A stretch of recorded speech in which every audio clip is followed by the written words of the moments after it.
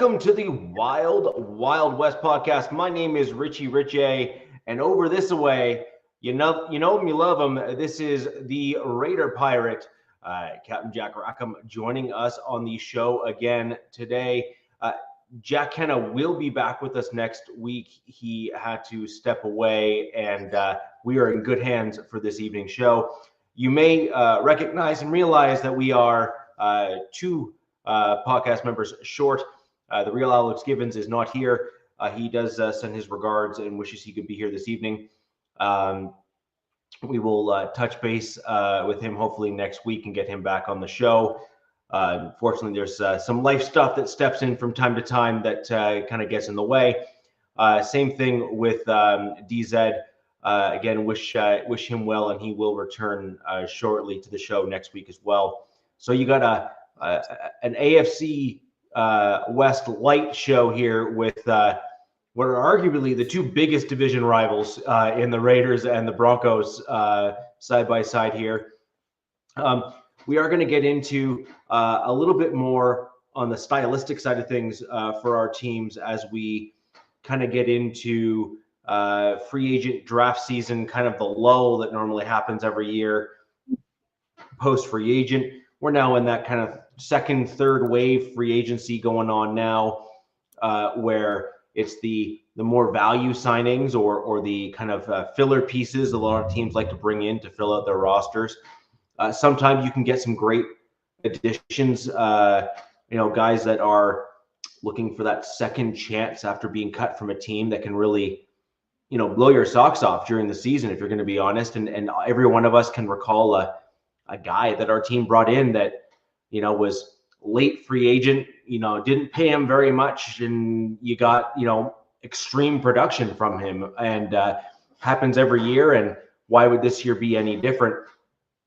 I will quickly start off with my Denver Broncos simply filling an absolute massive gaping roster hole, which was punter. We did in fact sign a punter just prior to coming in. We signed Matt Hack, that's H-A-A-C-K, to replace Riley Dixon. You may remember Riley Dixon. He's been with the Denver Broncos on and off for a number of years now. Riley Dixon was the taller guy that was known for being able to throw the ball actually fairly well and ran a few trick plays for my Denver Broncos. He was good at kind of those actually intermediate passes. He could actually get the ball a reasonable distance downfield, which really did help sell the punt and the play and all that kind of stuff. He moved on, and we ended up signing Matt Hack. I do expect either late draft or UDFA punter in the horizon for my Denver Broncos as a result of the signing of Matt Hack. I think he's got a tremendous upside, as he's had some great stints with various teams. The last full-time role he had was with the Indianapolis Colts. But aside from that, has not done much. He's been on and off kind of part-time guy for most teams. So aside from that, it's much of the same and a lot of projection for my team. But Captain, want to throw over to you, because you and I really haven't had a ton of discussion on the moves your team has done. I know you've done a few panel shows on your channel with, I was on the couple shows ago, I think, where you had some Raiders legends, if you will, in terms of in the fan base on your show, and you guys were all kind of discussing kind of nothing but Raider things. Very curious as to your thoughts as to where your team has landed thus far in free agency, and just in general, what your thoughts are with regards to your team and where you're at. Because, we haven't really had you on the show that much to talk about, the Pete Carroll signing and, kind of don't say anything else, because I only have so much that I remember and know about. Okay, so if you're taking all of my good shit, no. I was giving you the one name as a Pete Carroll. That's it. Pete Carroll. And I love you, Richie, but I only have so much that I can talk about. By the way, again, blessings to Jack Kenna, who will be in his normal spot here hopefully, I'm pretty sure, hopefully next week. And obviously with Alex and DZ with the, the Richie Riche pronunciation of DZ. And I do it too. When DZ pops in on my show, I call him DZ just because I know that's the way it should be. It's DZ. Us people down in America don't agree with you, but I think it sounds better anyway. I think it does too. Yeah. It does. And getting back to the point, I didn't want Richie to say anymore because there's only so much. There's only so much people in Raider Nation are up in arms because it's like, why aren't we doing this? Well, I will say that obviously you need to pay attention. This is not your mothers and fathers and brothers Raider crew that's set out, okay? And it all goes back to the firing of Antonio Pierce, to the firing of Telesco, a.k.a. Fiasco, by my good friend Sharisa Allah Khan, a.k.a. Black Thanos, calls him Tom Fiasco. And again, they had to start from jump with a brand new staff. And as Richie even alluded to in some of the shows as well, this is also without probably one of the bigger aces in the hole in the Raider organization with Champ Kelly. Yeah. Champ. Because we have a Kelly that's on our staff, but it's not Champ. And Champ decided to, and I would say rightly so, saw that, hey, I've done a good job in all the organizations that I've been in, with the Bears and with the Raiders and a bunch of other things. I deserve a gig. He was with the Broncos too. Yeah. I deserve the gig because of what I've done in the past. Now, was he announced as anything when he left the Raiders? I haven't been following. I don't think I've seen him because normally there would be clickbait that said former Raiders yada yada does this, and I haven't seen Champ Kelly's name out there. But Champ decided that the Dolphins. Oh, he joined the Dolphins. Well, okay, good. Then that's a good thing for him because again, he deserves a job in the front office for all of the positive things he's done. He's did, again, about 3 or 4 years here, and I can't remember. Oh, I think Sharif was like harping on him. He should have been the GM. He should have been the GM. He should have been the GM. Point being, though, is that he has never been the GM. He's been the interim GM at times, but he's never been the GM.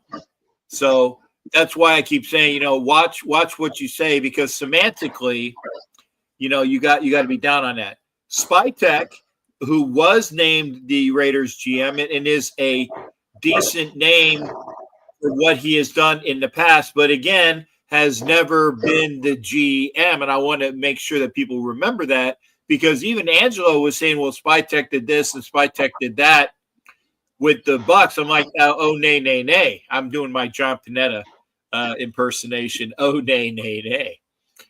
John Spytek was an integral part of what the GM of the Bucks was doing, but he was, again, not the GM. Champ Kelly was not the GM, but he did a lot of things for the Raiders.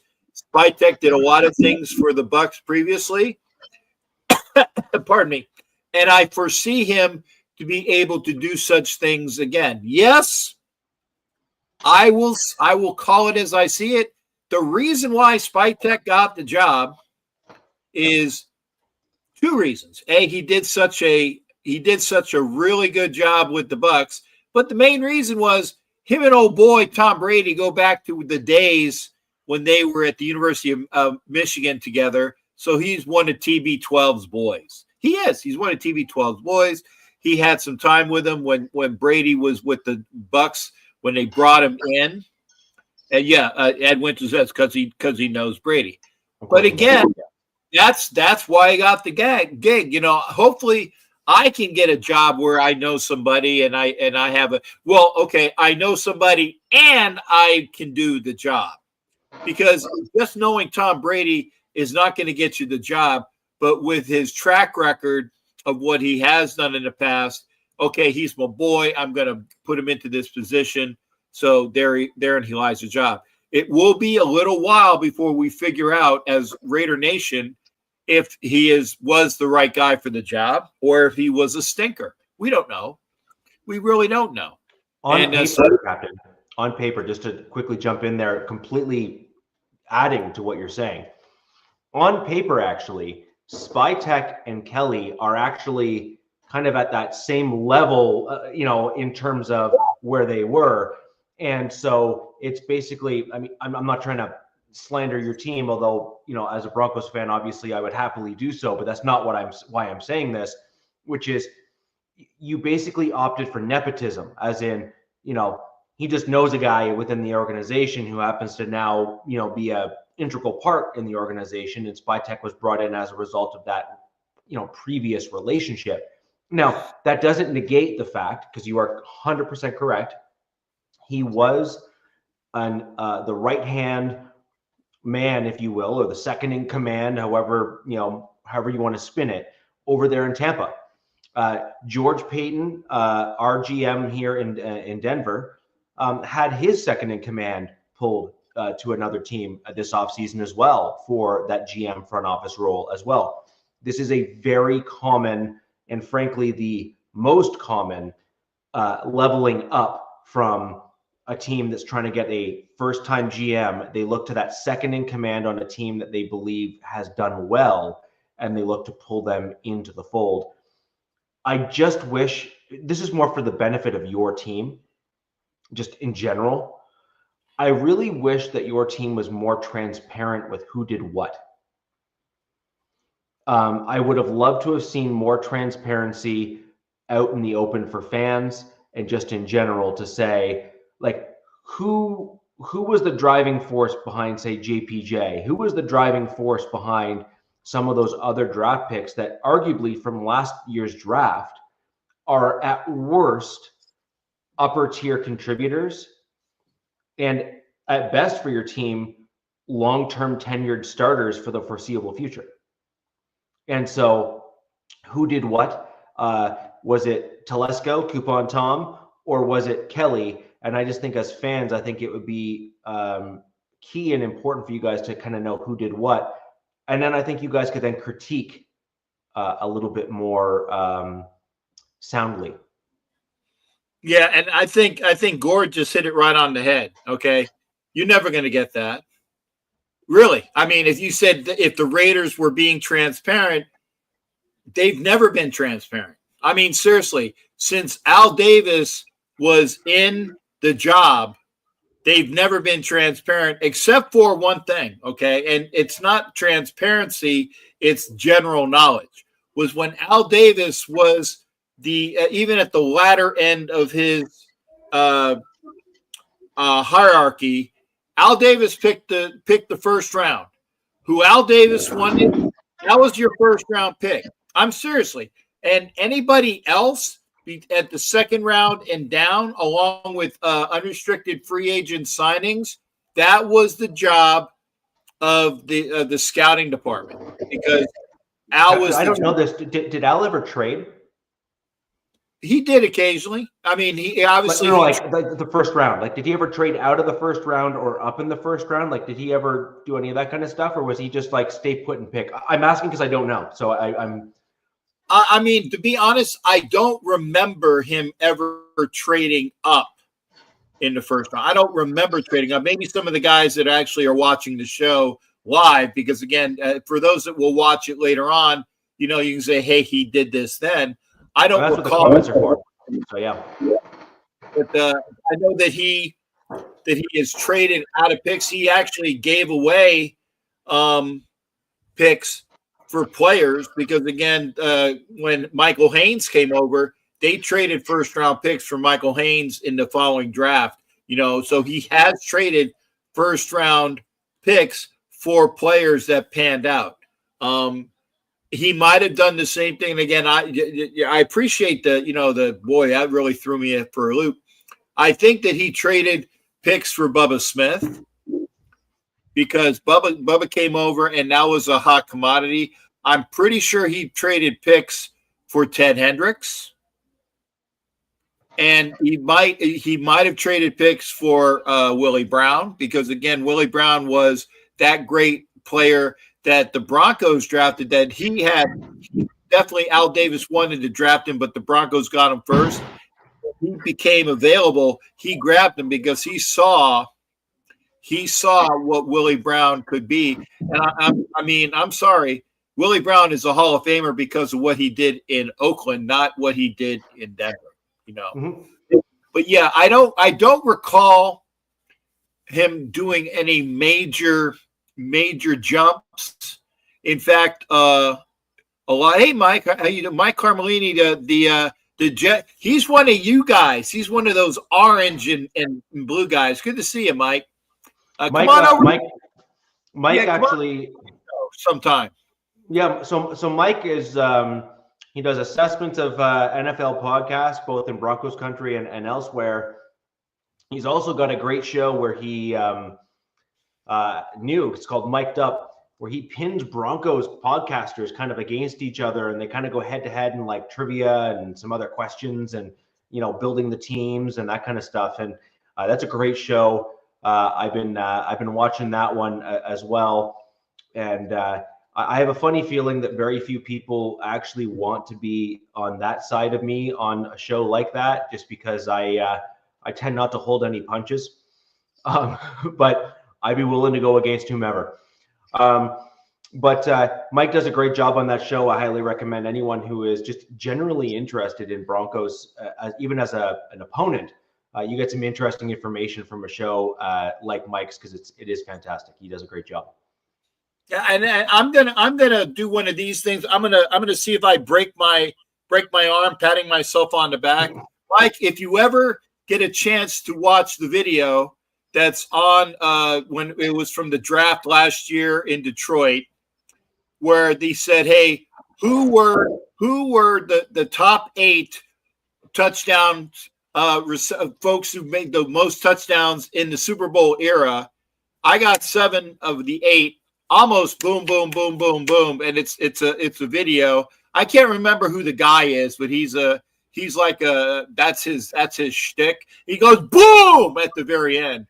But I'm gonna say, yeah, I was that guy dressed up, and I had 1, 2, 3, 4, 8, and 6, or no, 1, 2, 3, 4, 8, and 5 immediately, practically in order. Then one of my buddies chimed in and got the one newer person, which was obviously Josh Jacobs, who was on the list at number 6, and I got the hard guy as well, Warren Wells, at number 7. So again, I'm gonna break my arm, patting myself on the back on that. Yeah, and yeah. Oh, he's saying that they're gonna get you. They're saying they're gonna get you.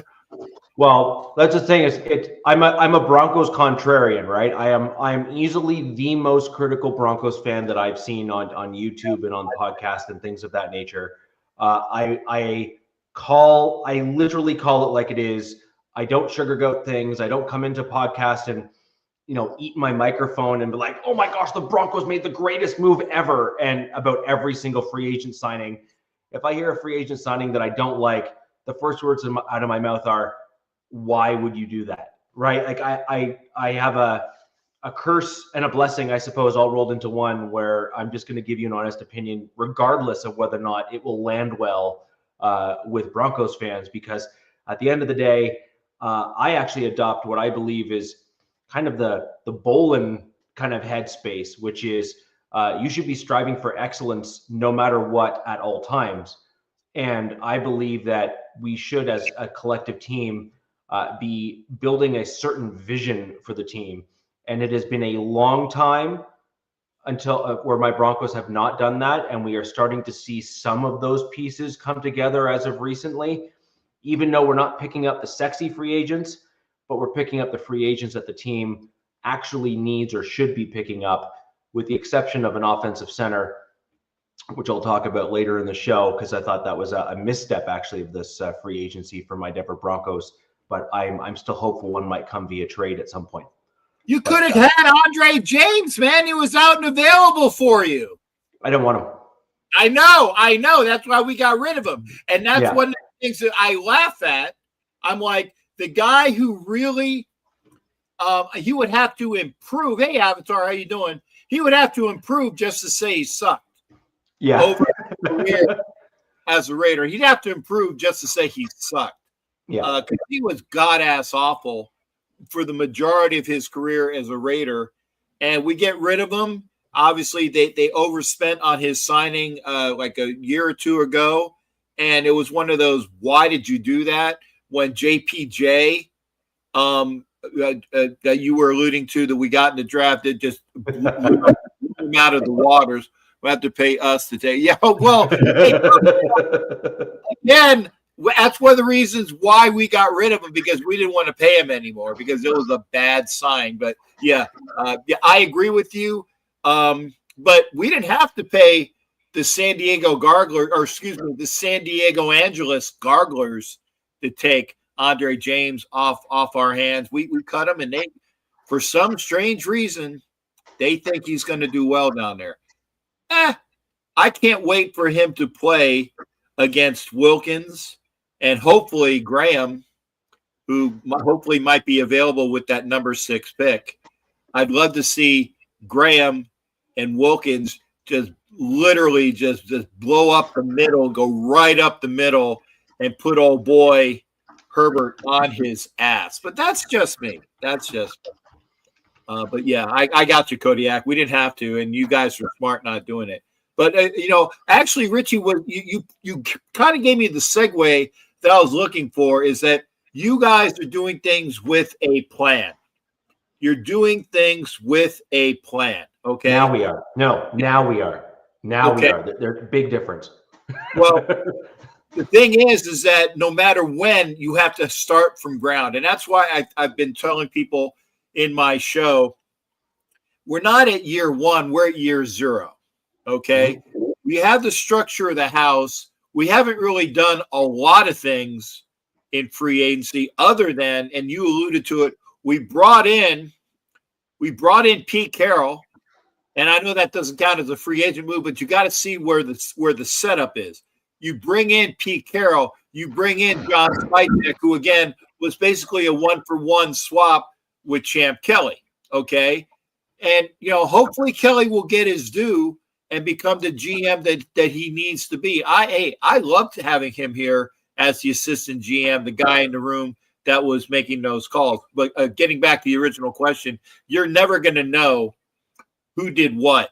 When Gruden and Mayock were there, you didn't know who picked who. If you looked at Gruden and Mayock, and they've talked about it, they always said, well, all the shitty picks were, and if it was Gruden, said all the shitty picks were mine, and Mayock would say, well, all the shitty picks were mine, or they deflect off each other because they're not going to say it, and you're never going to say it in a Raider kingdom, shall we say? And I say that with a tongue in cheek, kingdom, just to get our Chiefs fans ears burning and whatnot, because there's only one nation, but in the kingdom of a Raider organization, okay, you're never going to hear that. I actually, it makes me choke that I have to use those terms. Remember, there's only one nation. Anyway, and Avatar was surprised. I'm not surprised that the Chargers cut Bosa. You get rid of contracts that are horrible when the players are not playing up to their money. Bosa, and I can't remember, was it Joey or Nick? They're both the same. They're Joey. They're both big dudes who got a lot of money that play well occasionally, but don't play up to their contract. Okay, and they're oft injured. Okay, yeah, thank you, Joey. But you can change one out for the other. Big steroid bastards that played for the Ohio State University, and I'm pretty sure that Joey is gonna probably try to get up to San Francisco if he hasn't been. Did he go to Buffalo? Because somebody was saying he went to Buffalo already. Yeah, he was signed. Okay. Yes, he was signed with Buffalo, and what effectively happened, which is actually rather interesting, is that they cut Von Miller. Right. And then they signed Joey Bosa. So Von Miller was kind of getting dinged up on a modestly regular basis there because they were trying to use him a little bit more. He's in the, Von is obviously in the back end of his career, whereas Joey's now entering kind of that back end of his career. And so they basically brought in Bosa to replace the Von Miller role there in Buffalo. I actually think that's probably a good move for the Bills because they're not going to need to use him as an every down rusher. Yeah. So he'll be able to hopefully stay healthier than he has in the past because he won't be required to carry kind of the load as the number 2 rusher on the team. Yeah, well, one thing that he's going to have to learn is that it's effing cold up in Buffalo come November, late October, definitely December, and oh my God, January. So he's not going to have the Southern California weather to get to over half of his games because you figure him being a Charger, he was either indoors in Los Angeles or in Nevada. And a lot of times when you play on the road, you're playing indoors and you don't have to hit the cold climate a lot, but figure for at least 4 to 6 of your games guaranteed, you're going to be effing cold. So you're going to need the lightest amount of those reps. I'm surprised that Von Miller hasn't gone over and signed a contract with your Denver Broncos, Richie, but maybe that's upcoming. I think it'll be something that they might be working on in the background. He could be the type of guy that you would bring in, in the middle of camp kind of stuff where you don't want him to work. Give him a playbook. He'll just figure it out. He's been doing this long enough. He's an absolute consummate professional at this point. And he would again be used as a coach on the field, right? Like there's virtually nobody who has done it better than him in the NFL that's still playing right now, like at this stage, at that position, at outside linebacker. He basically single-handedly won Super Bowl 50.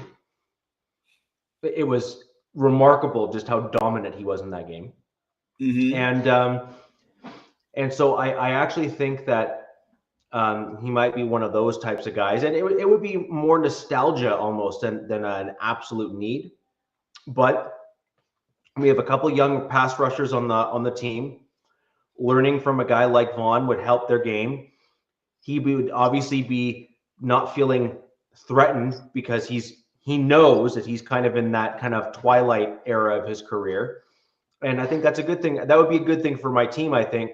And I think it would also put butts in seats as an ownership group. Like, right, if you're an ownership group, you bring back the nostalgia that the team, back when your team was really good, you bring back the guy that made you good, but not require him to step into that leadership role because now you have Bo Nix, who has definitely stepped into that, mental leadership role of the team and set the tone because you don't need someone on your defensive side of the ball to play that role.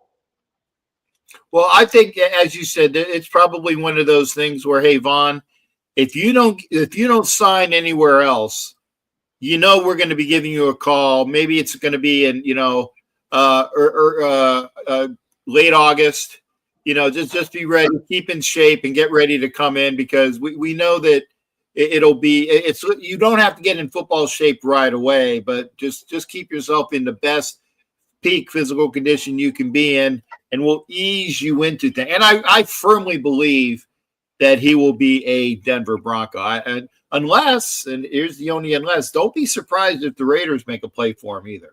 I know because him and Max Crosby have become really, really close with Max going to Von Miller's camps and getting a lot of the things that he's used. 100%. Yeah. 100%.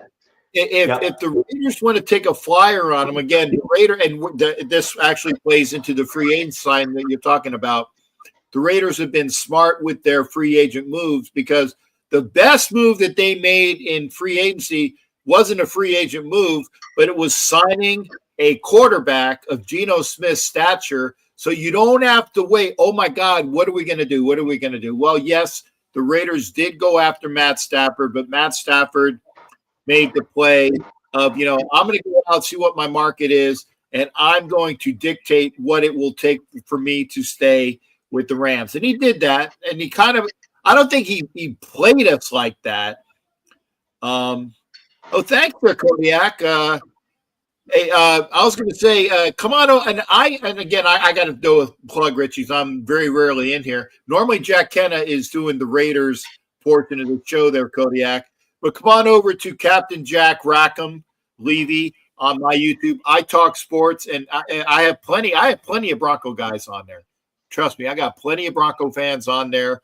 Between Mundungus and even Biggie Bronco comes in just to give me a little bit of a nudge every now and again. And I'd love to have you come in. And Clayton also. Clayton, a great guy from Wisconsin. I always say that too. Is that Richie and Clayton are great guys because they are atypical Bronco fans. Richie from the Great White, Clayton because he's from Wisconsin. So they're nice people. And I say that tongue in cheek as well. They're atypical Bronco fans. But come on in there, Kodiak Broncos. It'll be good. This is my background is just kind of an ode to the fact that this past winter, I think it was like upwards of 25 feet of snow that I had here. It was insane. And so it set a record that was set back in like the 1800s or something in this area, just in terms of the amount of snow we had. So it was pretty crazy. I had snow that actually went over almost a 6-foot fence in my backyard, packed down. So I actually had to put up like wood kind of slats to stop my dogs from jumping the fence. But we had a ton of snow here this year, boatload here in where I am. And so anyways, we're here gonna continue the free agency talk here, and I'm gonna kind of shift back over to my Denver Broncos and kind of go over a bit of a higher level view. Okay, well, do that, but come back. I actually do have some things that the Raiders have. I figured we just kind of volley back and forth here and kind of discuss our two teams and get some additional stuff here. You know what I mean?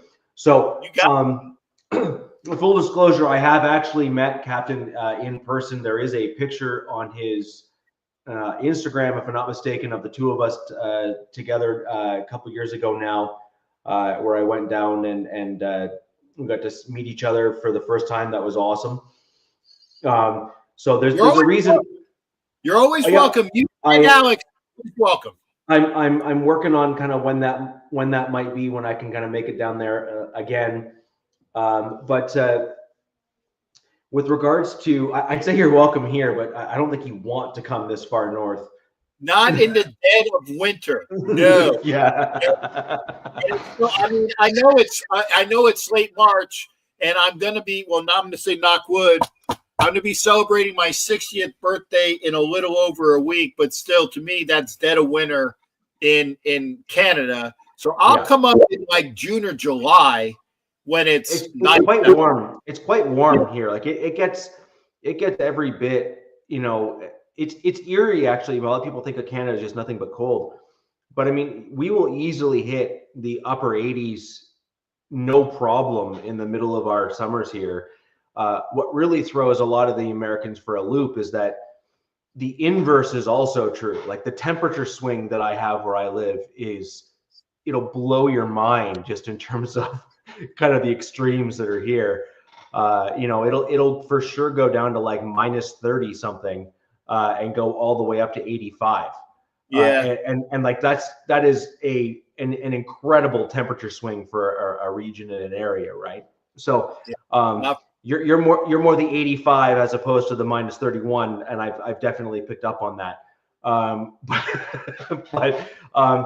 And that's cool. But going back to football here, my Denver Broncos, generally speaking, we did cover this a little bit on last week's show. I've been fairly happy, but hedged happy, if that makes sense.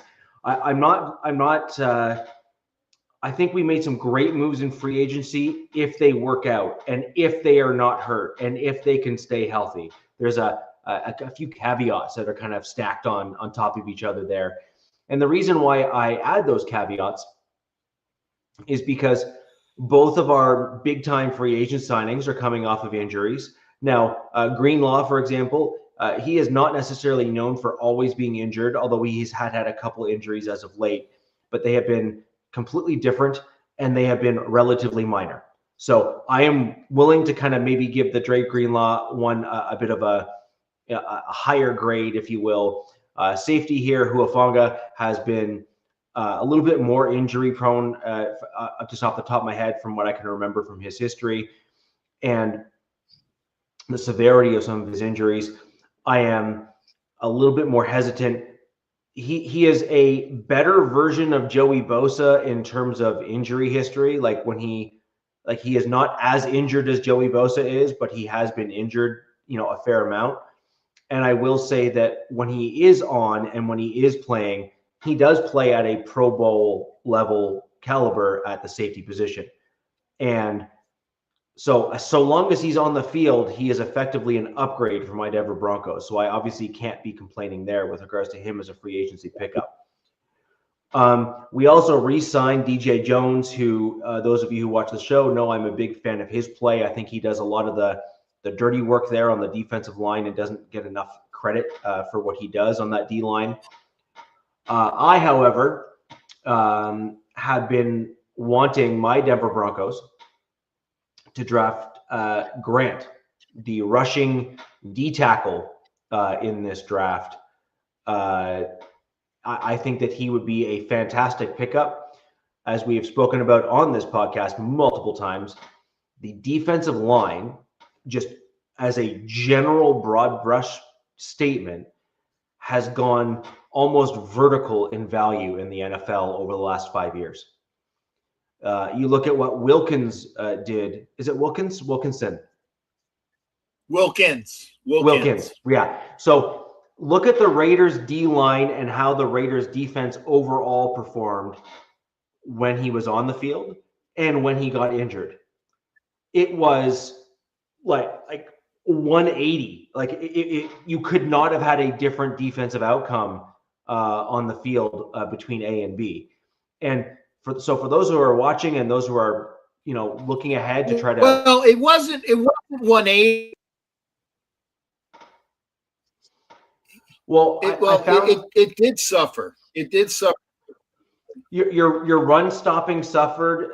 You also didn't have as many tackles in the backfield.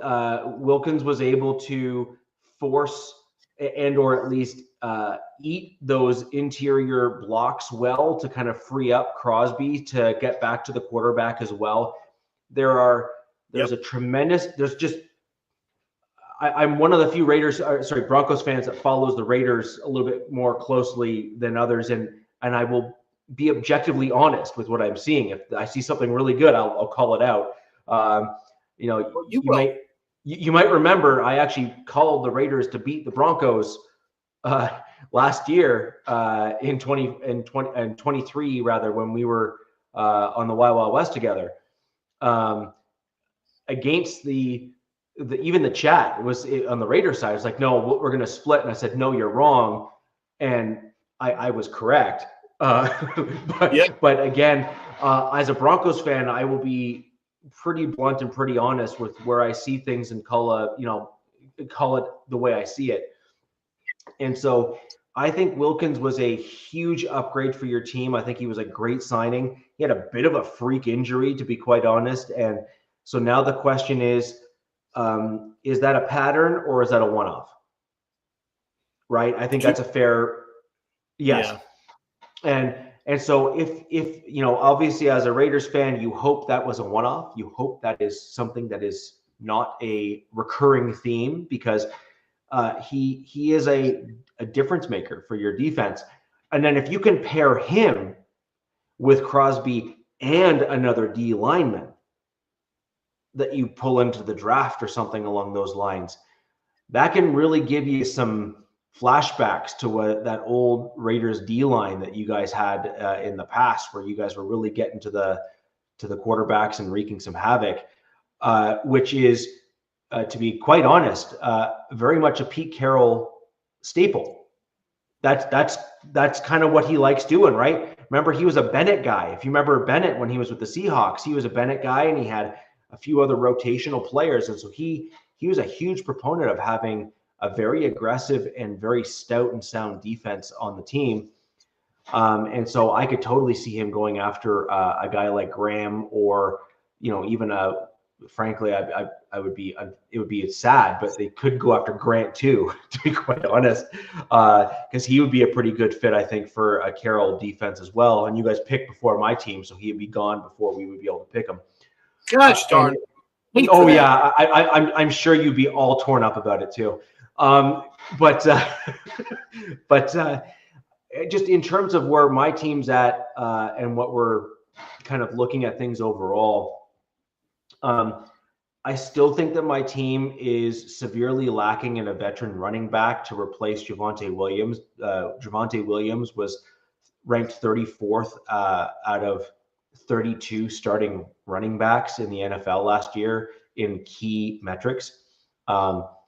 Yes, I did say 34th out of 32 because he was ranked that low on those stats. Yeah. And I put that on him, unfortunately. He had a major injury a year and a half ago, almost 2 years ago now. And for a running back that thrives on that brutal contact that he was known for in his first couple of years, it's a very tough thing to get out of a mental headspace or a mental block where you think you might get hurt again, especially with tearing up so much of his knee in that one injury. He may never come back the same, or it could take him a full 2 years and he could thrive down in Dallas. That is a TBD item to kind of see from him. I obviously don't wish him ill will at all. I'd love to see him resurrect his career. I just don't think the Denver Broncos are the team to do it with. We need to bring in younger, ascending talent on the roster because our run game needs help. It was one of the most atrocious parts of our offense last year. So you just need to, gut the room and replace and move on. And so that is a position of need as a veteran running back so that we can go into the draft and hopefully draft 2 other running backs to compete and perhaps even co-start throughout the season. And I think that it would be a good move for my Broncos. The other thing and position that I have been harping on, and I'm willing to go to the mat on this one, is we need a center. Just in the absolute worst way. I don't believe the center that we have on the roster is going to cut it. I don't think that they are good enough to compete with the top tier teams in the NFL. And I also believe that our center play has been an element on our offensive line, which has generally done fairly well these past 2 years. I think it's the one part that's actually preventing us from exploding in the run game because we're not having our blocks called out properly. They're getting pushed back at the center position, and we really do need to correct that. So those are kind of the big ones for me right now with my team that are kind of big, kind of gaping holes on the roster that will be a hindrance to my Denver Broncos success this season. I still do believe my team is ascending. I still think that Bo Nix has the ability to continue his progression. I think he's got the skill set to do it. And I also think that he's got the coach that is able to adapt offensively to allow him to succeed. The question is, are we going to have the personnel in order to, reach the next level? Again, that's TBD. So over to you in the second part of what you're going to talk about the Raiders there, Jack. And I always love hearing kind of where the Raiders are at, because there's obviously some kind of elephants in the room. Although I do agree with your assessment of Geno Smith. For those of us in the division that are kind of poo-pooing, if you will, all over that pick or pick up rather by the Raiders, I think that's a mistake. Geno Smith, especially last season, so long as he is put in a reasonably good position. I think he can cause some real damage in the division. Again, so long as your personnel continues to improve or improves, because I think that's probably a better way of putting it. Yeah.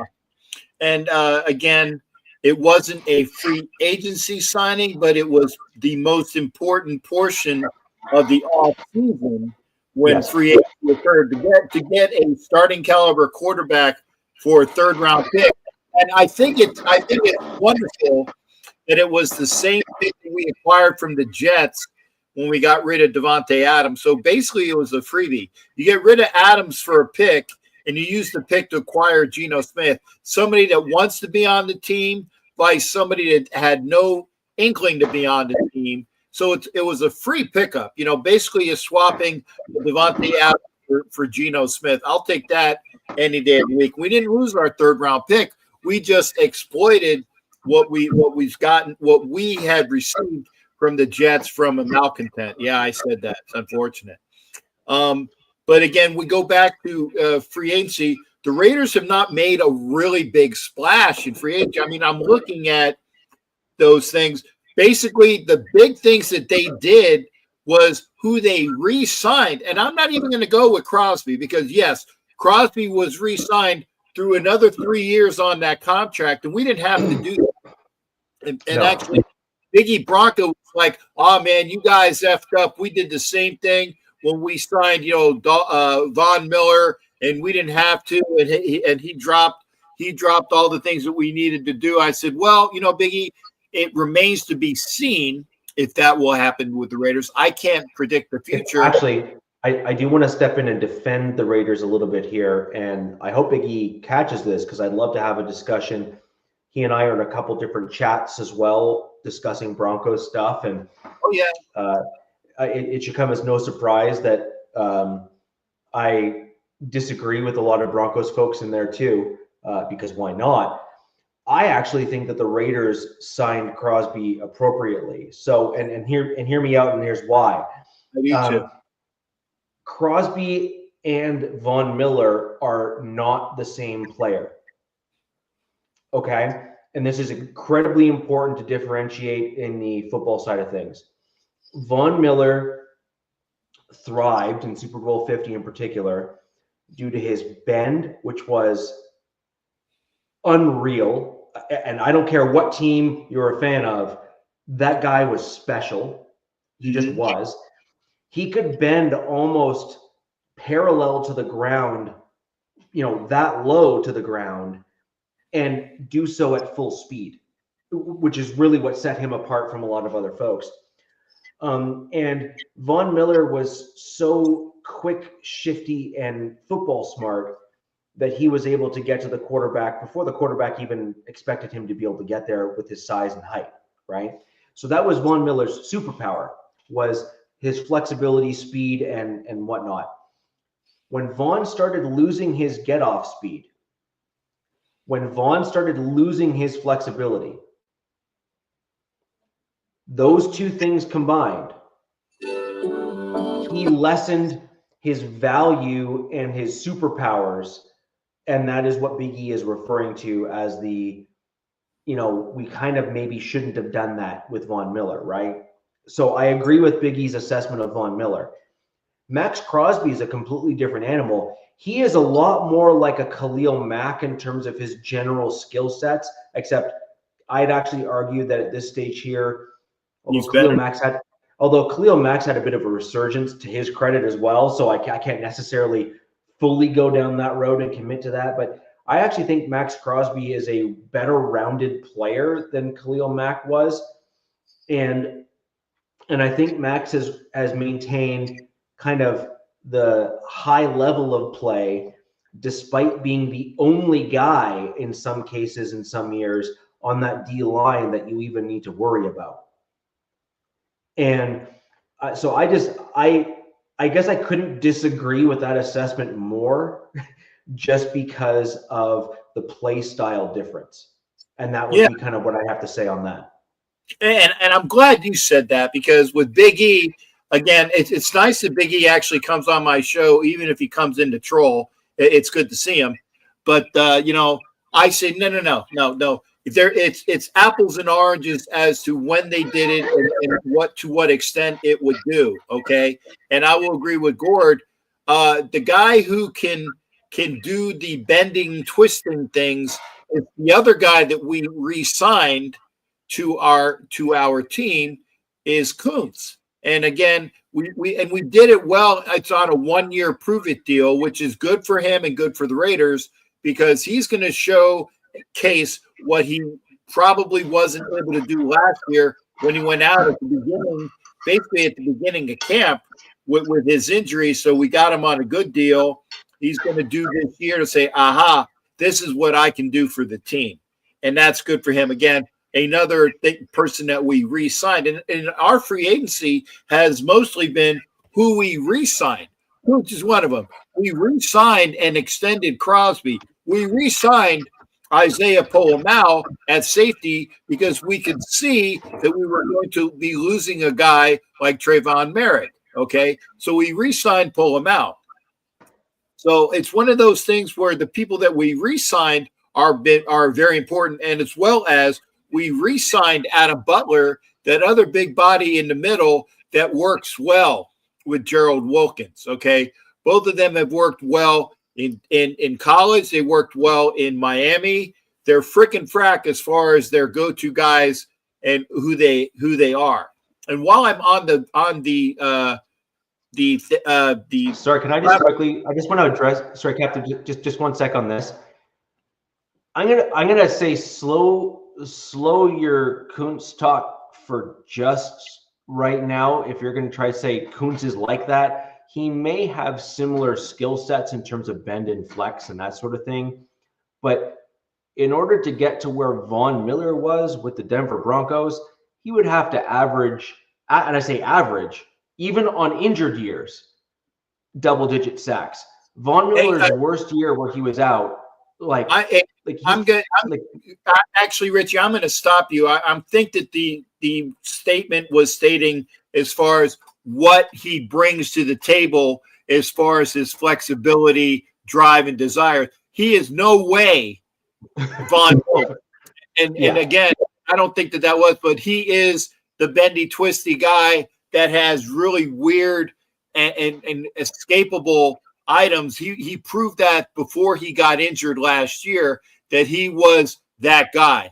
Crosby is just a great in, push around and flip and move, all the strength techniques with a little bit of swim and cut and all those techniques. Kuntz is fast and moves and eludes and bends and twists like a Von Miller type of defensive end. So we missed that last year. So re-signing him was a good thing. I know for a fact that Gord did no way say, well, we got Von Miller on our team in the form of Kuntz. No, I had to stop you there. Yeah, I just wanted to make sure we're differentiating is that there's I don't doubt that he could get up to looking good and having similar skill sets, but I think in order to get where Vaughn was, you have to level up to such a degree as a player at the NFL where I'm just not sure that Kuntz, maybe he can, right? If he stays healthy and can kind of do the thing, but I struggle to think that he'll be able to hit like career average on the team, like 11 and a half sacks or so, I think is where, if I'm just doing the rough math in my head, is where Vaughn kind of averaged on an annual basis. That puts you in the upper tier at the NFL, generally speaking, is kind of what I'm saying. Like, yeah, and even in today's NFL, that puts you in the upper tier of the NFL in terms of the sack leaderboard across the league. Yeah, and even Gord just said that the athletic ability is similar, and again, the best ability is availability. And unfortunately, his availability last year was curtailed by that injury. I even say that against Khalil Mack and also Joey Bosa. The best ability is availability. And even when I was on the show earlier, and I say earlier, like about years ago, when myself and Coach would go back at it, and love God, I miss Coach. It would be the things where I said, hey, you guys got a great defensive tandem. when they are healthy. Okay. And the first game of the year, hey, they're both healthy and they're both playing the Raiders. I said, you know what? You guys got a really good chance in this Raiders home game. I was surprised it was actually more 50-50 than I'd ever seen it before, because I was out there for that game. And it was because they both were available. It was both early it was in the season, so they had them available. But Khalil Mack got injured a lot, and Joey Bosa got injured a lot. And that's the main reason why they couldn't keep both of them. And Joey saw the flowers in Buffalo and left. But I'm going to go back, if I can, to the other person that we re-signed. We re-signed people that wanted to be a big part of our team. Okay. And actually, this occurred the other day, actually yesterday. Two very players that are needed on this team. Another defensive tackle in Zach Carter, who did well when he came over to the Raiders, and cornerback Darnay Holmes, who we needed in the backfield. Remember, because we lost Epps and we lost a lot of our corners back in the season. These guys came in and played well in their chance with the Raiders last year. We re-signed them. So the only people that we really signed that were free agents that were from other teams, okay, we signed Jeremy Chin, who I'm very happy that we signed because, yes, we lost Trayvon Merrick, but I think we got a better safety. Trayvon Merrick played above average, but I think what we get with Jeremy Chin is that guy that plays the way that Pete Carroll wants a safety to play. He's hard-nosed in the box and will just eat up tackles and will hit like Jack Tatum, okay? So he was an actual free agent signing. We signed the linebacker Elandon Roberts, and people were lamenting, and I use that term, okay, they were effing bitching about the fact that we lost Robert Spillane, the linebacker, to the Patriots. In fact, we lost a lot of people to the Patriots.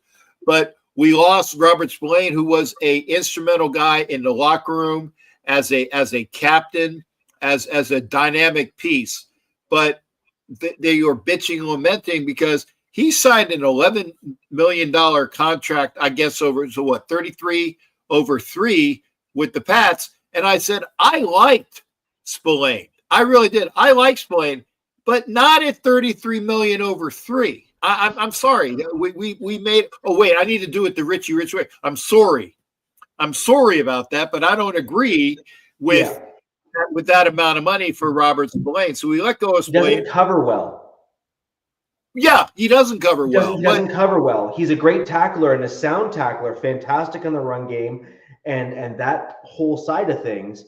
But I completely agree with you again. For $11 million a year, given the percentage of the cap that you're taking up at $11 million a year annually, you need to be able to cover like pass protect and run stop.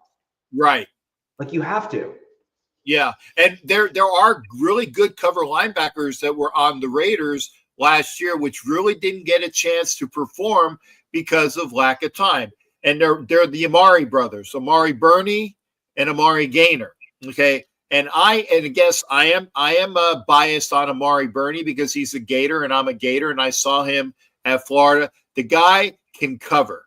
And he's a very instrumental guy in the coverage. And Gaynor, as Gord will say, that's the other guy who made a name for himself at the end of last season and the preseason that got him on the roster because he had the wherewithal to just go out, hit people, cover, and all of those things. So we lose Spillane. We lose Devon Diablo. See ya. Great guy. I've met him. Great guy. Engaging. But you know what? I don't need you on the team for whatever you thought you were supposed to be making. And he went to the Falcons. Good for him. But again, I say we need to see more Gaynor. We need to see more Burney. I know that Roberts is going to take the place of Spillane, and they're both from the Steelers, by the way. So they're both of that mentality of where they came from. And people, again, I will say lament, i.e. bitching. Oh, we're going to really pay for that. I said, well, the Raiders made Robert Spillane the $11 million per season he made. He came in and performed. The Raiders made him. He was in on a lot of those tackles. And yes, he made a lot of interceptions, but it basically because the ball was thrown right at him. I mean, even I, in my power chair or mobility device, would be able to get an interception if the ball is coming right at me. I'd probably, flinch and try to hit it from my head. And then if it popped up in the air and I caught it again, even I could do that. Okay. So yes, he was instrumental in a lot of those things, but we picked them up. So again, most of free agency was re-signing guys that we needed and signing people like Roberts, signing people like Chin, and the other ones that I would say that the Stokes, who's a cornerback first rounder for the Packers, can run like the wind again when he's not injured. Okay. He's long and lanky. And I think that the other one is the signing of safety Lonnie Johnson, tall, lanky, of the quote-unquote Legion of Boom mold, okay? Yeah. Tall, strong, and can do all of those things that you would get for in a safety that is done. I think I'm going to go Remember, Captain, though, Carroll likes quarters. That's the style of defense he likes to play. And so you're not always required to have the fastest person on the field when you play quarters per se. You simply need to have guys that communicate well. Yep. And guys that are extraordinarily versatile, and all four of those, the two corners, like the two outside corners, the two outer corners, not the nickel, but the outer corners, and your two safeties, they all need to be willing tacklers. And I mean aggressive willing tacklers. And so they're going to be going up against taller wide receivers. They're going to be going against tight ends. They're going to be going against like running backs and things like that. And so they all need to be willing to play that role and be that physical player on the field. Completely agree with your assessment. Has a bit of maybe a slightly smaller version of like a Cam Chancellor frame to him. Yes. The guy that we just spoke about. Although Chancellor, to be quite honest, I have to give that guy his flowers. That guy was one of one as far as I was concerned in that era. That guy, the football world lost an absolute stud player when he had to leave due to the medical challenges that he faced, because that guy was special. Yeah. Like he was just special. And look, not even in the division anymore. He was with the Seahawks and all that kind of stuff, or the Sea Chickens, whatever you want to call them. But at the end of the day, like, you just have to give a dude credit if he's that good, and he was that good. Yes. He just was. And I think I pretty much I've covered everybody except one. And people are, I don't want to say they're laughing, but it's one of those things where people are kind of like, well, if you got a beard like mine, you kind of like the signing of Raheem Mostert, which again, at $2 million for a 1-year contract. Hey, sign me up to sign up Raheem Mostert, because again, I give the same analogy of a great player for your team when he is healthy. And you don't know what type of season you're going to have. Raheem Mostert is also like a Nick Chubb. Is also like, and you put a couple running backs in this pedigree.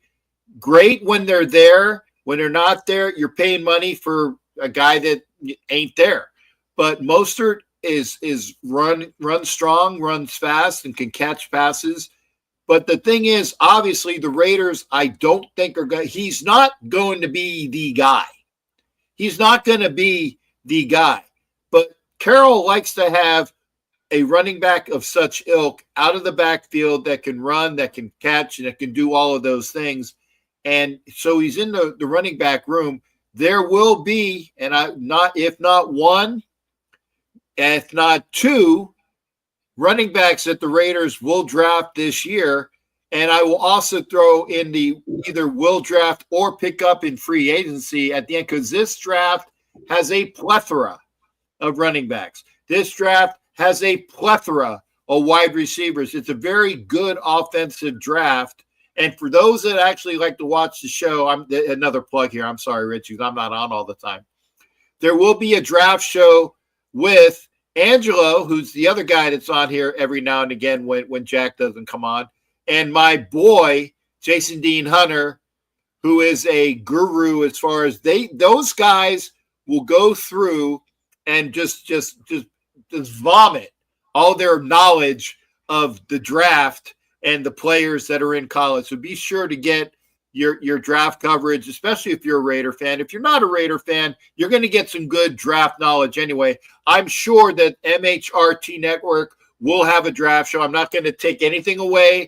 God forbid Mundungus gets off my ass because I didn't plug an MHRT draft show. There will be an MHRT draft show, but there also will be a very detailed, informative draft show on my channel with Angelo, and I'm thinking and I'm going to do this because I've been wanting it to happen for 2 years, and I'm hoping this year it'll be with Angelo and Jason Dean Hunter. And when I'm on the show, I'm going to be doing this. So my only comment that I have for Jason, because they're actually I really do like Jason. He's got some great information, especially in the college ranks. That seems to be where he really enjoys and likes to live. I just would give him some advice. Tie the player to the style that you project your team to play. Even if it's a stretch to say, hey, I think that guy might fit, at least try to tie it to the team and your team style. So for example, just because you really like the lineman, if he doesn't play the zone style run block scheme or can't, or you don't think he can, he's probably not going to be a dude that Carroll's going to pick, right? Or if he can't do power and zone, kind of the two styles that Carroll likes to run, again, probably not going to be a guy that's going to fit your team.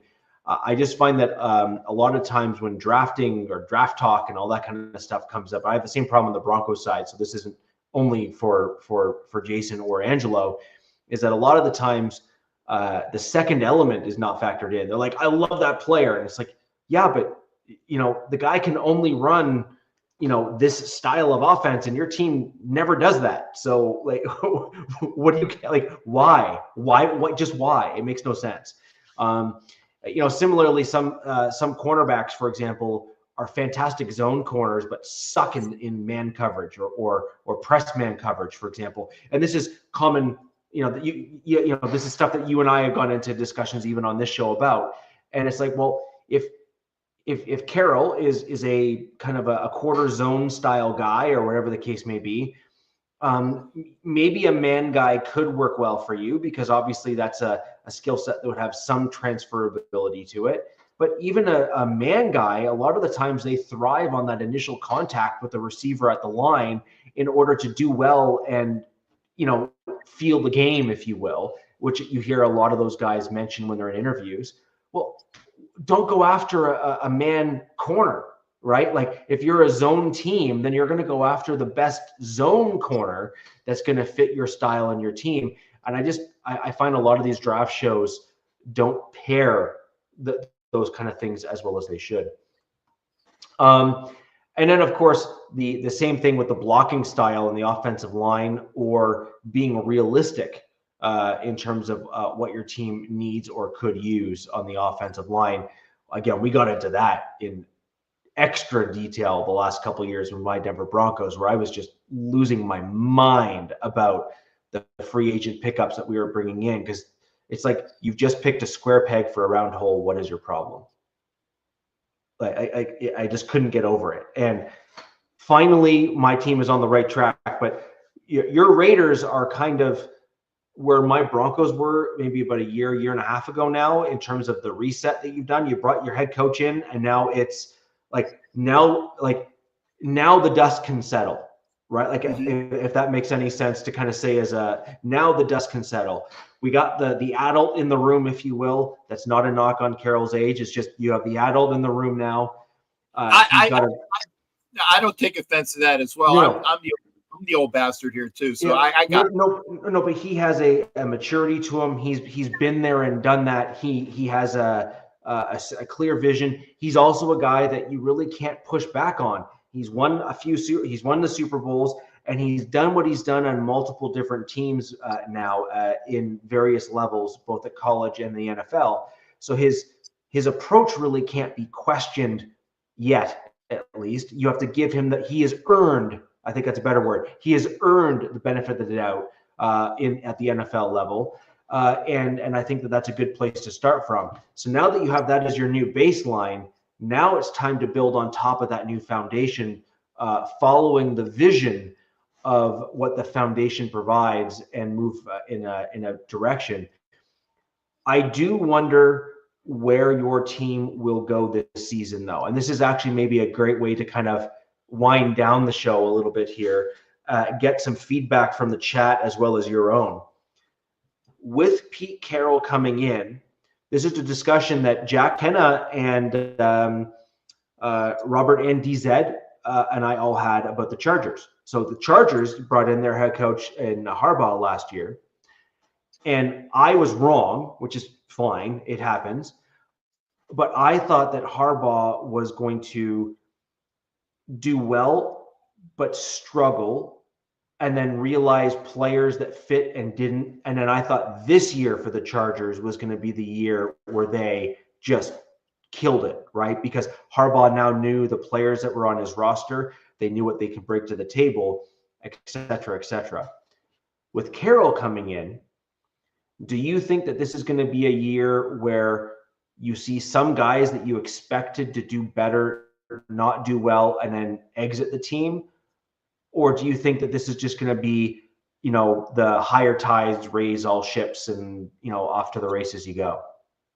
Yeah, I'm actually, I'm glad that you said that, because I thought like you, and that's one of the reasons why when I had a disagreement with Robert and a bunch of other people as well, is I thought the Raiders were going to be a lot better than they were last year, you know, because I thought, well, we did this, we have AP is a good coach as far as a player's mentality coach.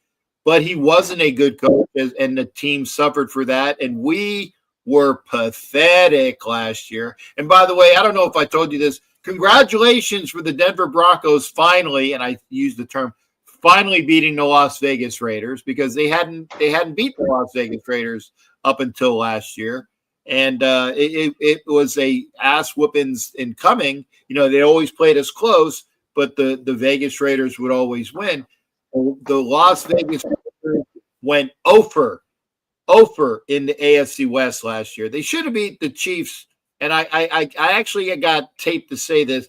If you look at the Kansas City Chiefs game, both games, the Raiders should have beat the Chiefs twice. They didn't, but it's like, oh, well, such is life type of stuff. You know, the Chargers pretty much handled us the first game out in LA, although that was just a bad game of, you know, of hot-tempered because of the temperature as well. And the Chargers won the last game pretty easily as well. The Broncos games, Richie, you might need to enlighten me. I actually don't remember the Broncos games that much. I know that the Broncos had always played us pretty tough, but I think the Broncos pretty much handled the Raiders last year, both games. The first game was much closer at first. I say at first. Okay. Yeah. Like that, I'm being very selective in how I'm choosing to speak. And if I'm not mistaken, that was the game that Wilkins got hurt. And that's why to me, it was an A versus B moment. It was so glaring, the benefit that he brought to your team. It was just, I could visually see it as your opponent, that I was like, he's gone. Okay, we're good. And he was the difference maker on your defense. And as soon as he got knocked out of the game, obviously I'm not wanting someone to be injured, but as soon as he got knocked out of the game, that made a huge difference on the defensive side of the ball, We were able to adjust protections to protect against Crosby, who was really the only other player that we were particularly concerned about in any kind of, real way. And then it also freed up our run game, which was still working at that early stage of the season there a little bit. And it enabled us to kind of handle the Raiders.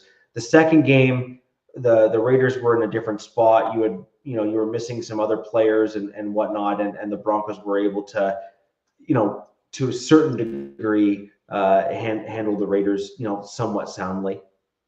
Yeah, and I will say that the one thing I remember when I saw because I was in Kansas at the time, I got to the Broncos Raiders game right after old boy did the 95-yard pick six, and the Raiders were handling the Broncos early, like you said. We were handling them, and God forbid that was a catalyst play when instead of going up by another big amount of points, you have Surtain going the other way for 6, and it just dropped from there on. And again, I wasn't at the game. I did watch the game, though, but that was a catalyst point. I don't remember if Wilkins was injured that game, but I know that the Surtain play was definitely the night and day portion of that. I know the upper 90th percentile. Like I'm in like the 95th percentile that was absolutely the game he got hurt in. Okay. I'll take your word for it on that one. But I know that the last game, which I saw out in Vegas, wasn't really close at all. So I'm sorry, long-winded, getting back to point. This to me is year 0, not even year 1. It is year 0 of Pete Carroll coming in. We have the foundation pieces. We're building with Max Crosby. We're building with Geno Smith.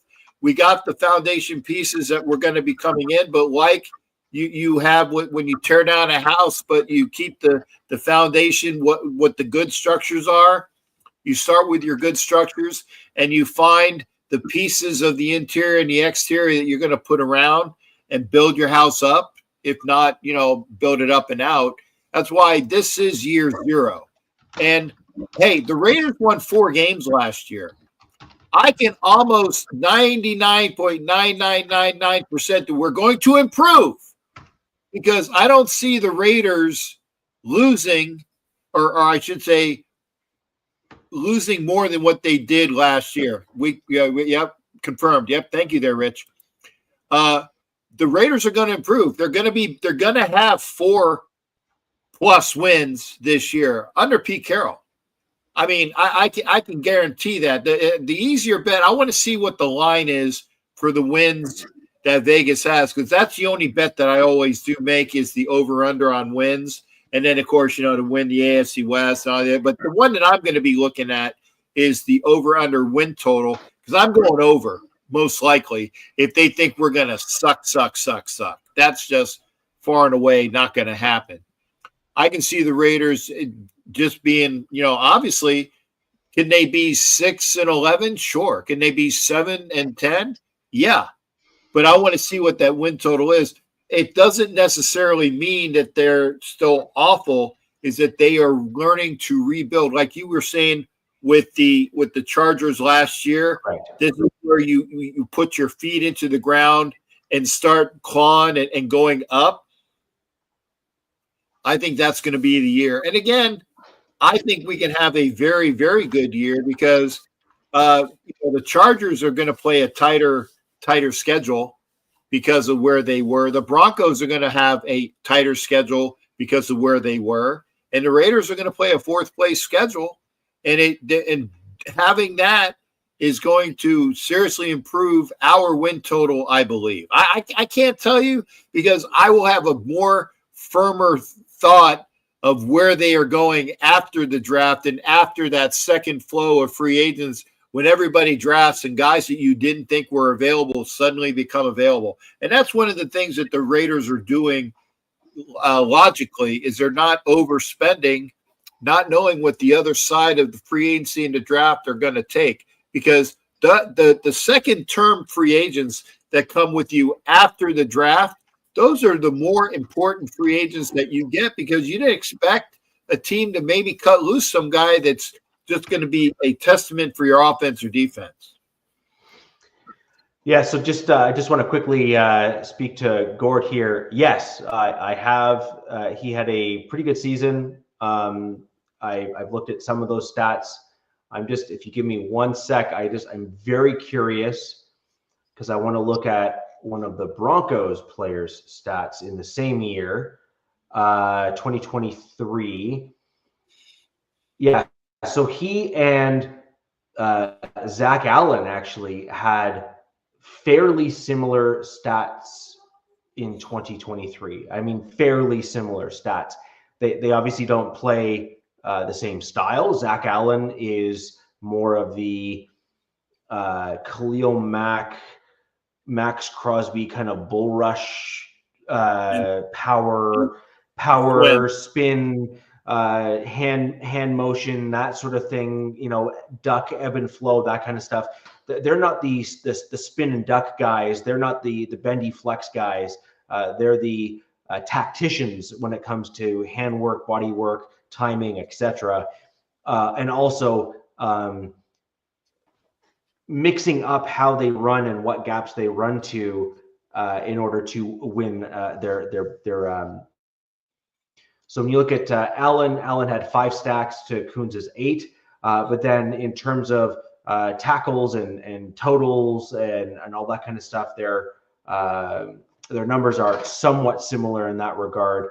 Obviously, Zach Allen in 2024, 1, he played, and 2, his stats were quite a bit better, and he played quite well for my Denver Broncos, despite being hurt a little bit.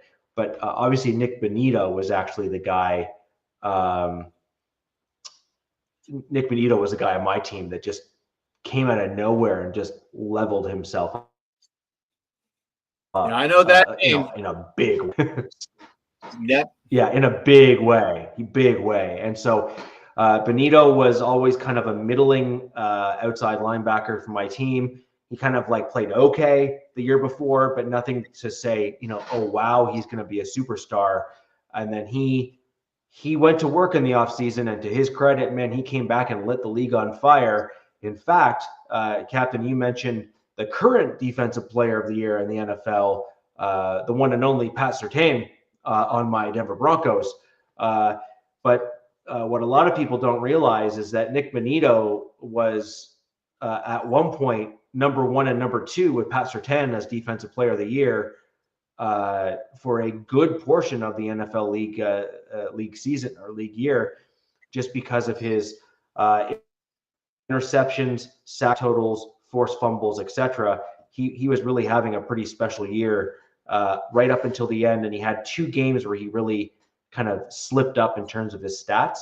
But otherwise, he would have been right in. It could have been a number 1, number 2 at the end of the season in terms of a coin flip, in terms of which one of them would have won. Ultimately, Pat Surtain kept his level of play up, and Nick Bonito slipped a little bit. But it was like 1A, 1B for a good portion of the season. Mm-hmm. Yeah. So anyways, when I'm looking at just kind of teams and team success and all that kind of stuff, and Gord, I don't disagree that Kuntz has potential. The question is, well, what the real question was earlier in the show was, is he a Von Miller caliber player? And I think that's a pretty darn high bar to try to set for someone. Can he be a difference maker on your team? And the answer to that is yes. Can he stay healthy? That's a TBD. He got hurt last year, and you need to see if that's a trend or not. Look, I'm going to be just as critical as my players too. And yes, I understand that hearing that from a Broncos guy wearing orange is probably not what you want to hear, and I get it. But one way or another, I'm just going to be honest, because I'm going to be equally as critical as my own team as I am yours or the Chiefs or the Chargers. I don't believe in holding back punches. I will literally tell you that a player on my team sucks and I never want to see them again, and mean it. Like every word. And so you can at least expect nothing but honesty in terms of what I say, even if it's perhaps a difficult thing to hear. I have often been correct when I've called players as well, generally speaking, and games, generally speaking. Obviously, from time to time, I do get it wrong, but especially when I come out and plant my feet in the ground, I'm not often wrong. I'm just not. And I'll say this, and I appreciate the banner as well. I've never been wrong. I have never been wrong. I've been mistaken a couple times, but I've never been wrong. And I say this to Richie Riche and as well as all of the people as well. Orange and blue is fantastic on Saturday afternoons. Orange and blue is fantastic on Saturday afternoons as the Gator. I cannot stand orange and blue any other day of the week. And Richie, I think I told you this as well. That was the main reason why I didn't have my scooter for a long period of time until I got it souped up, because it was Bronco blue, and I was not rolling around on a Bronco blue scooter into Allegiant Stadium and anywhere else. So I had to make sure it was painted up to the max. So again, I'm not rolling in, because the people that would have given me a ration of shit, like, Cap, how dare you roll around on that scooter that color? So it just goes without saying. But again, Gord, we appreciate, trust me, we appreciate all the back and forth, the interaction we got, because again, we're not infallible. I've never been wrong, but again, I've occasionally been mistaken, and sometimes I can be fallible.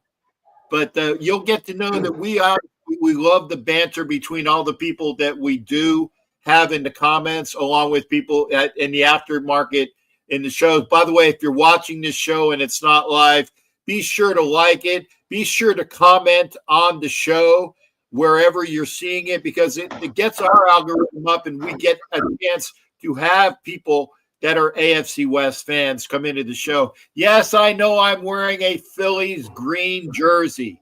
Okay. Yeah. I was out working in the garage today when the light came up. Hey, we need to make sure that somebody is covering.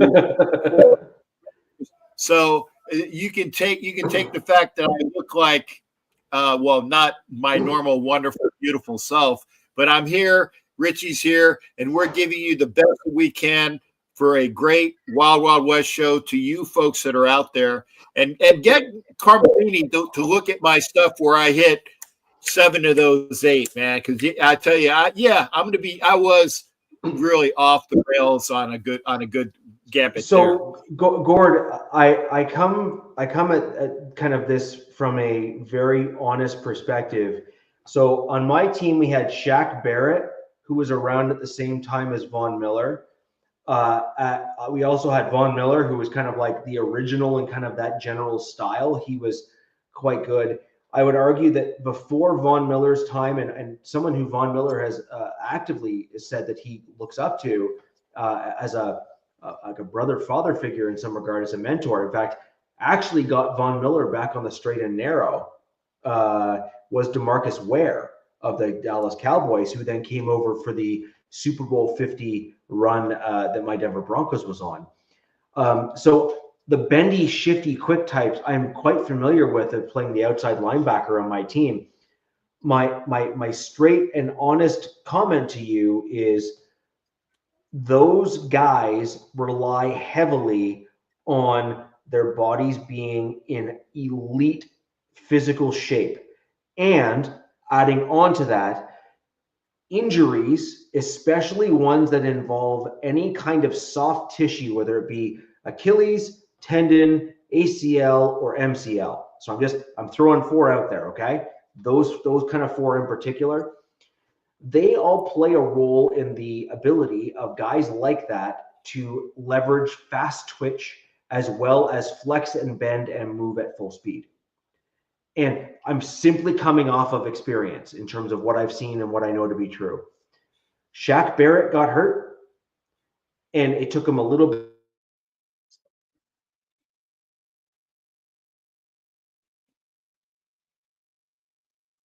bit, but he did come back and he played really well. So I will say that Von Miller really did struggle to come back and regain his full form after his first ACL. And it took a little bit for him to even come back close to that. After his second ACL issue that he had, he really kind of never got back to that full form again, really. But because he had built up so much knowledge of the game, he was able to just kind of be a half step behind, not a full step behind. And that really is what set him apart. But he never had that same bend again. In fact, if you look at the Super Bowl 50 or even the year after Super Bowl 50 in 2016, Von Miller was never the same flex and bend as he was after that second ACL. He wasn't able to get there like he used to.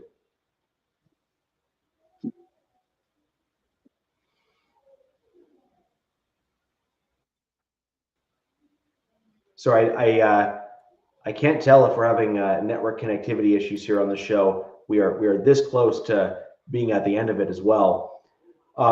Captain, I don't know if you can hear me still or not, or if it's choppy, but my general take on your team is I think Pete Carroll is a little bit more old school than John Harbaugh is. I think he is come in with, I just do. I think he's just that legit old school style guy in terms of how he runs his team. So with that in mind, I do believe that your aforementioned win total of 6 or 7 wins is about where I have you guys pegged this year, given the head coaching change, and you need to do a bit of a hurry up and wait to see who fits and who doesn't. Not a knock on the team, not trying to slander your team or any of that kind of stuff. I'm just simply looking at the big picture in terms of what's there and what's not, and the fact that you have a brand new head coach and a bunch of guys on the roster who may or may not fit what Carroll might be wanting to do. And you can't completely overhaul a roster in one season. And so it may just be where certain guys are out of place and they don't play the way that they could or should. And as a result, I have that 6 to 7 win total is kind of where I'm at. And look, if I'm wrong, I'm wrong, and that's cool. But I do think that there is something to be said for when a new head coach comes into town, especially one who has that old school mentality, exactly like Pete Carroll. Remember, Sean Payton tied his worst win total with my Denver Broncos when he came in here in his first season with my team. And no one expected him to do quite that poorly when he first started. And then he absolutely kind of leveled up in his second year here.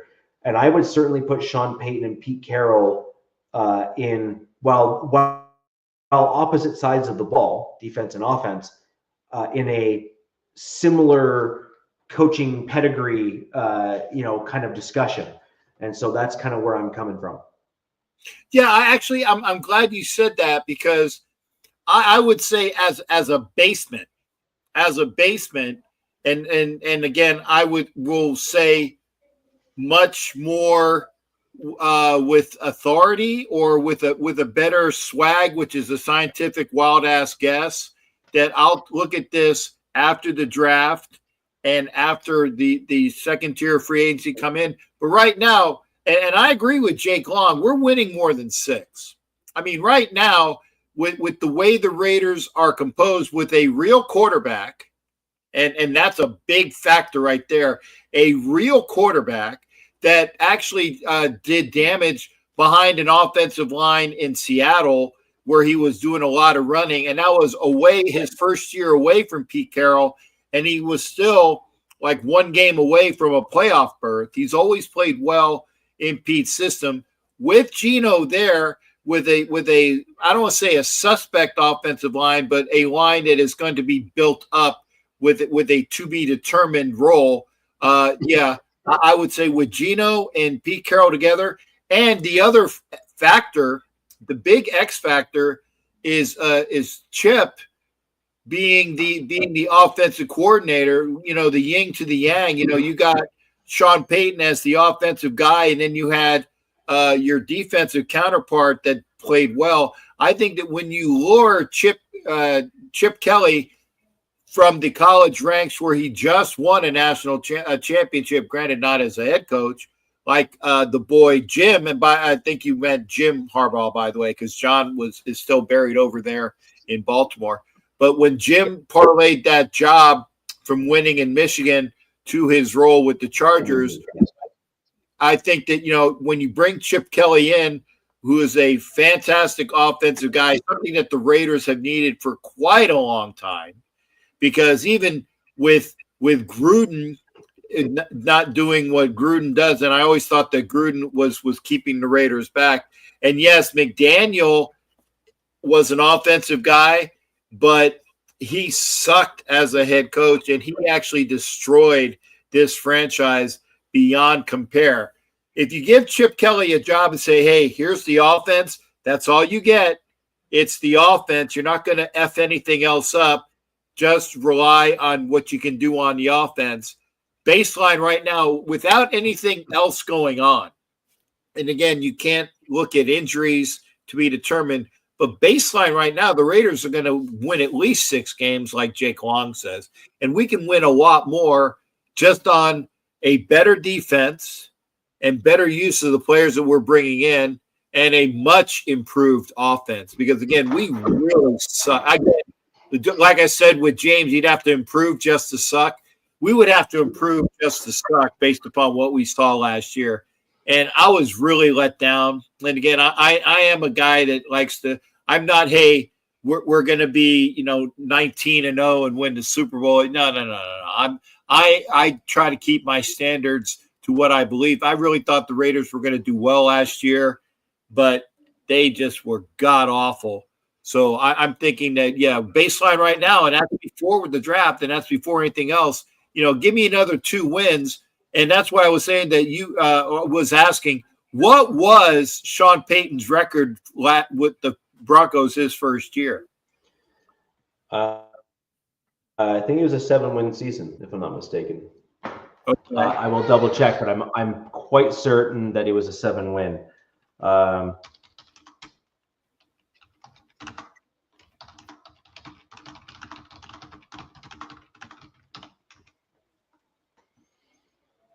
Let me quickly double checking it. I think it was 8-9. So I was wrong. It was 8. It was an 8-win. It was 8-win. Sorry, I thought it was a 7, but it was an 8-win season. And if I'm not mistaken, that may have been with one of the last games being like against the Chiefs, who were already like locked into first seed and playing. It may like similar to this year, right, where the Denver Broncos played the Chiefs at the very end. And it was like, we just like wiped the floor with them because we were basically playing their practice squad guys. Right? Like, that's not a real game. Like, I'm sorry. Like, for those Broncos fans, they're like, a win's a win. Like, you can tell yourself that, and you can, put a brave face on and say, yeah, we won. And yes, a win is a win. But, I don't believe it deserves an asterisk, but I don't believe it at the same time. I don't believe it deserves an asterisk, but I also don't believe it is deserved of you coming out into the public and being like, we killed them. It's like, you better have, right? Yeah. You better have, right? And that's kind of where I was at with that, is that you better have, given the fact that you're basically playing against, guys that like 80% of them probably won't be on their roster next year, right? So like, slow your roll, let's move on. Now, Sean Payton had 8-9, and he had a few key guys already here, that sort of thing. We also revamped the offensive line a little bit, and the offensive line that we brought in actually better fit Sean Payton's system. So it will be interesting to kind of see kind of where things land in that regard. My gut reaction right now is still sticking at about a 6-win total until you guys draft. This is a big thing, right? Is that I'm only looking at where you're at right now. I can't project who you're going to draft. I can't say, here's the, glass ball and this is what's going to happen in the future. where you're at right now, I think you're at about a 6-win total, given the changes that are still going on within the team. Now, a whole handful of things can change that outlook in my mind. One, you draft well. That's a huge windfall for your team, and that's undeniable. Two, you draft well to fit the needs of what your team is and what Pete likes to do and how he likes to do it. That's a huge windfall for your team. So he's not having to, fit that square peg in the round hole. That's a big deal. And then I also think that a lot of your success is going to be predicated on the offensive line, if it does or does not work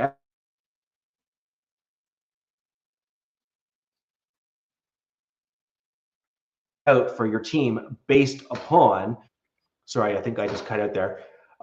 Who basically your offensive line, who was on your roster last year, and are they going to work out under a Pete Carroll led team or a Chip Kelly offense? That's number one. Two is are you going to draft guys to bring in that are going to better fit his system as well? And then number three, are the guys you currently have on your team better suited for Chip Kelly, or are they placeholders, if you will, until next season where you can make maybe more profound changes to get all the way there? And those are kind of the three big things. I will say as well, Rich. Yeah, you cut out for a while. It's like one of those. You sounded like Curry in the with anticipation. Yeah, I don't know what's going on. Yeah. It must be a StreamYard thing or something where but because you went down to a T on that one, but yeah. It's also, and you brought up Chip Kelly, but remember though, Pete Carroll's son is the offensive line coach, so it's going to be if you don't think that, and I think maybe that's the guy. I think maybe that's the guy that that Pete is going to turn this team over to. Remember, he is, even though he's 72, going to be 73. Yeah, I tell you what, he's definitely a lot more fit than this old bastard with all the conditions that I have, runs around.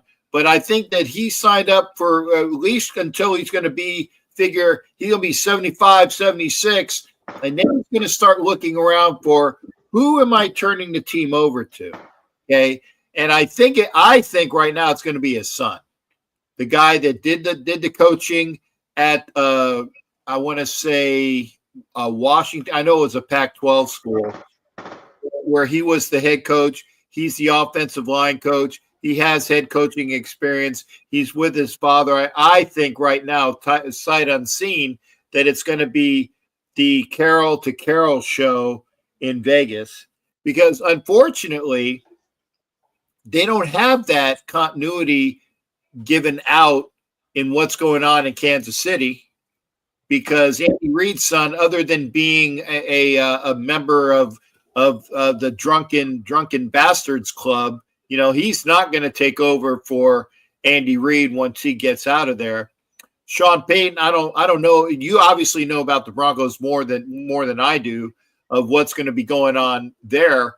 And I don't think that Harbaugh has a protege of repute on his staff other than maybe his defensive coordinator that he brought in from Michigan. And this is all predicated on us, all of these teams winning and building up. And I think it's going to be a Carroll to Carroll show eventually for the Raiders for this year and so many years to come. So that's just my thoughts there. I could be mistaken, but I will never be wrong. So I kind of agree that our coaches within the division are all getting older, or long in the tooth, as they like to say. And I do think that there's going to be a veteran coach show in the AFC West for probably at least 3 years, where they're all going to be battling one another to kind of see where they end. Harbaugh is younger, obviously, so he's got a little bit more kind of tread on the tires. Andy Reid, may want to step away sooner rather than later, given, there may be an ebb and flow there. In terms of, it's difficult to have that level of sustained success for that long and maintain it, because this is a salary cap league. And while there's the salary cap is a myth crowd, it is still very difficult to have that level of sustained success and not have someone come and dethrone you. Eventually that will happen. And they are almost at the level of success that the Patriots had for that kind of block of time. At some point, like Travis Kelce's going to have to retire because his body can't, maintain that level of fitness at that high contact position. And then the question is, can they replace those guys with that same caliber of player? More often than not, the answer to that is no. But when you do have a difference maker at quarterback, you can often fake it and at least make it into the playoffs every year just because you have a good quarterback. What that means for the rest of the division, and why drafting, I think, for the Raiders as well as fit is going to be a huge deal, is what will move the needle for you guys from a 6-win team to, say, an 8 or 9-win team.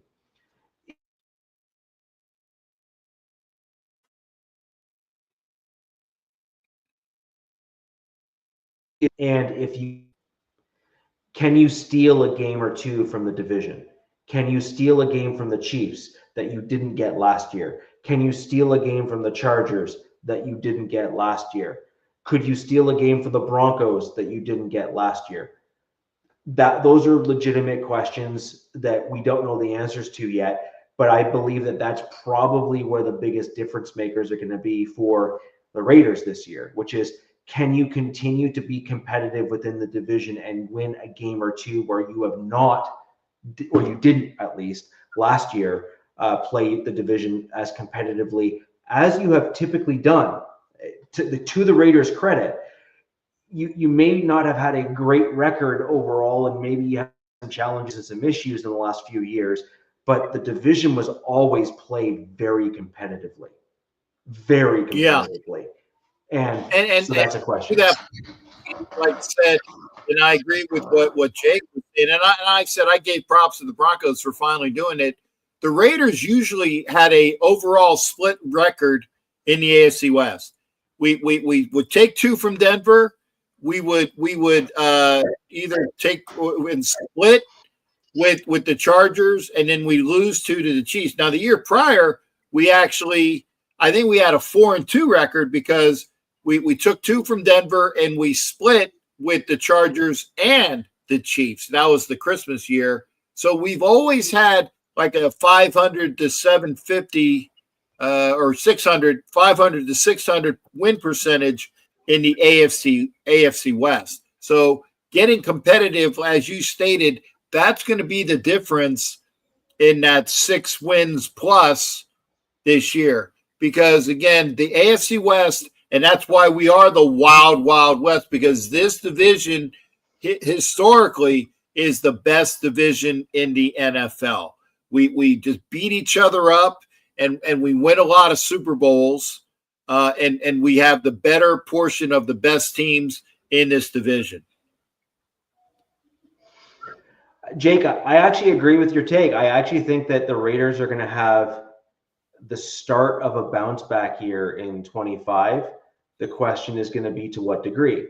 And that's literally the nuance of this discussion in the last half of the show, which I think is a fair one. And trust me, I have been there. Truly, I have been there as a Broncos fan, where there's a high degree of hopium in the air, where you're just wanting that hit of coming back and being in the upper echelon or upper half of the league again, where you have been competitive, you make it to the playoffs, you maybe have a shot at the division, all that kind of, or the divisional round and all that kind of stuff. I totally get it. Trust me, I've been there. I've been through the earlier years, we kind of did like the yellows, then we had that huge success with Manning, and then we had that dip off, and then now we're kind of ascending again. So this is going to have an adjustment period for your team. I think that's a fair assessment. You may not like to hear it, but I think that's fair. And the question is going to be, can you draft? Are you going to retain the guys? And are guys that you currently have on your roster going to remain healthy? Those are huge deals, and those are big things. So let's wait and see what happens. I do think 2026 is going to be a scary year for the Raiders, because I think that you're going to go into at the end of 25 with a laser focused vision in terms of what is needed and what is not. That's, I think, where the Raiders are going to really kind of throw gas on the fire, and where the rest of the AFC West needs to really pay attention. That's just my honest opinion. I'm not saying that the Raiders are going to be an easy out, because the Raiders are never an easy out for the division, ever. They're just not. They always play the division competitively. But what I'm talking about is, it's not just the division. It's where are you going to be with the rest of the league, and making up the other differences with the other teams that you go up against. Whether it be the AFC North, which are traditionally very tough teams for the AFC West to play, or other divisions in other segments of the NFL. NFC, AFC, doesn't matter. You're going to have some ground to make up that you need to do so at the end. But anyways, guys, kind of leave the show here. I think it's a great spot to end it on, which is a lot of changes that have occurred in our division in the last two and a half seasons for the better, which is going to make our division now, I believe, probably the most competitive division in the NFL, hands down. And the question is going to be, how quickly can the Raiders with Carroll elevate themselves again? It could be right away, and maybe you're a 9-win team this year. That would certainly make the division very competitive. Or is it going to be just a few win nudge, and then 26 is going to be that year where the Raiders really come back with resurgence and kind of put the rest of the league notice?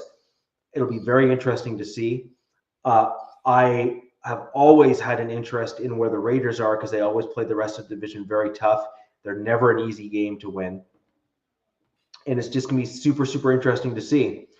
Next week, we're going to go into a lot more detail and a lot more laser focused in terms of the draft and other things like that, because we're going to have some pro days likely under our belt and some looks ahead in terms of certain players, as well as the second and third round of free agency, which typically start kind of as April approaches. That's kind of when things kind of start happening again, as the teams are really looking forward to all that. We'll get into all those things and more on next week's show. If you have any ideas or any things that you'd like us to discuss on the show, leave those down below in the comment. And if you come here after the show, or even now, go to both the MHRT network, click that thumbs up, leave a comment if and when you can. And if you're on the other way around, you're on the MHRT network, head on over to Captain Jack's channel.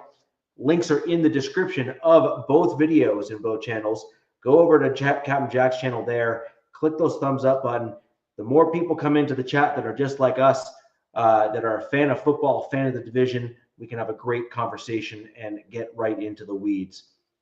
Until next week, guys, where the West Side is the best side. Peace. Yeah! Yeah, baby. Fast lane when I pass in the street, bag of money in the passenger seat. Simcoe's been asking for me on the road from the west to the east. Way up, I might never come down, cause the coast's racking up the flame out. So high, I might never come down, so what, this is my lifestyle.